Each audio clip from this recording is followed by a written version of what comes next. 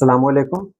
آج کی ویڈیو ہے امام حسین یا امام حسین، نبی پاک یا نبی پاک، رسول اکرم یا رسول اکرم، یعنی کہاں پہ آپ کو زیر لگانا ہے اور کہاں پر زیر نہیں لگانا ہے۔ بہت خاص ویڈیو ہوگی، چلیے ہم ویڈیو شروع کرتے ہیں۔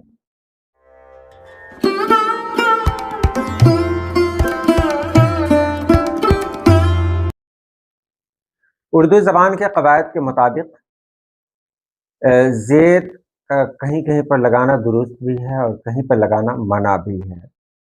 اس کی وضاحت میں آپ دیکھیں، کہاں پر زیر لگا سکتے ہیں، کہاں پر زیر نہیں لگا سکتے ہیں۔ لقب اور نام کا ملاپ، یعنی کہ اگر لقب ہو اور اس کے ساتھ ساتھ نام ہو، دونوں دیکھیں گے تو وہاں پر زیر نہیں لگانا ہے۔ جیسے امام حسین، امام مان لیا لقب ہے اور حسین کیا ہے، حسین نام ہے، تو وہاں پر زیر کا استعمال بالکل نہیں کرنا ہے، بالکل نہیں کرنا ہے، کیونکہ حسین پراپر ناؤن ہے۔ اس کو اچھے ڈھنگ سے سمجھے، اس میں معرفہ ہے۔ تو لقب اور نام کا جہاں پہ ملاپ ہوگا وہاں پر زیر کا استعمال بالکل نہیں ہوگا، وہاں امام حسین نہیں کہیں گے۔ اضافت کا اصول دیکھ لیں، اگر امام حسین لکھیں گے تو اس کا مطلب کیا نکلے گا، حسین کا امام، جو کہ مفہوم کے لحاظ سے غلط ہے، کیونکہ آپ تو خود ہی امام ہیں۔ کب زیر لگانا درست ہے، دیکھیے یہ کب زیر لگا سکتے ہیں۔ اگر آپ کسی فقرے میں امام کی نسبت حضرت حسین کی طرف کر رہے ہوں، نسبت کر رہے ہوں لیکن نام نہیں لے رہے ہوں، یاد رکھیے گا، نسبت کر رہے ہیں، جوڑ رہے ہیں، اشارہ کر رہے ہیں، لیکن نام نہیں لے رہے ہیں۔ نام لیں گے تب زیر نہیں لگانا پڑے گا، لیکن اگر نسبت ہی دے رہے ہیں صرف، تو وہاں پر آپ کو زیر لگانا ہے۔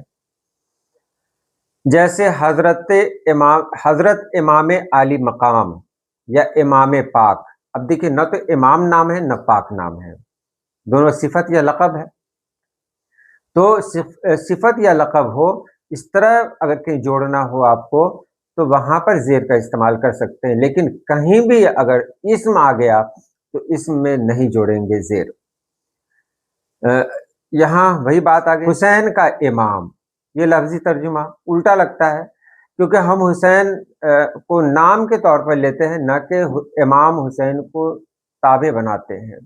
یعنی امام حسین کہیں گے تو مطلب کسی تیسرے کی بات کر رہے ہیں کہ حسین کا امام کوئی تیسرا، تو وہاں پر زیر لگانا بالکل درست نہیں ہے۔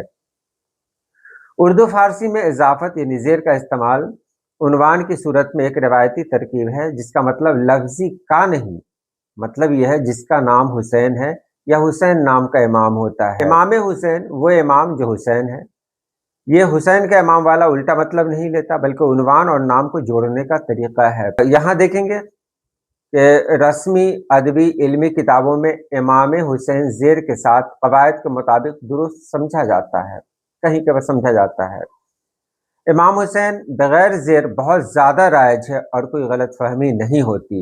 یہاں دیکھا کہ امام حسین اگر کہیں کہیں گے تو معنی تو سب لوگ سمجھ لیں گے، کہنے کا مطلب کیا ہوا، کہنے کا مطلب وہی ہوا کہ ہم جس امام کی بات کر رہے ہیں وہ کون ہے، حسین ہے۔ تو وہاں پر کہنے کو لوگ اس کا استعمال کرتے ہیں اور کہیں کہیں پہ جائز بھی ہے، لیکن عوام میں یا لوگوں کے درمیان اس کا جو مطلب نکلتا ہے، کبھی کبھی یہ نکل جاتا ہے جیسے شام غم، غم کی شام، تو امام حسین، حسین کا امام، تو یہ غلط فہمی نہ ہو، اس لیے درست کیا ہے کہ امام کے ساتھ زیر کا استعمال نہ کیا جائے۔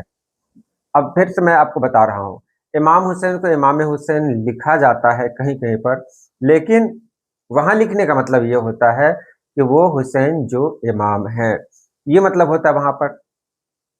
لیکن اصل مطلب جو ہوتا ہے، جو لوگوں کے درمیان رائج ہے، وہ یہ ہے امام حسین یعنی حسین کا امام۔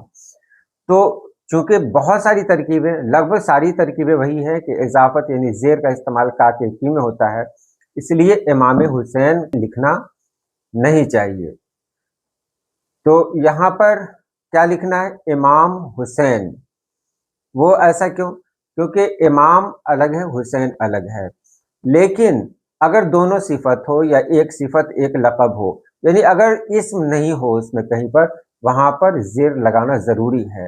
امام علی مقام، تو उम्मीद है आपने समझ लिया होगा। आज के लिए इतना ही। अल्लाह पाक आप सभी लोगों को खुश रखे, आबाद रखे। अल्लाह हाफिज़।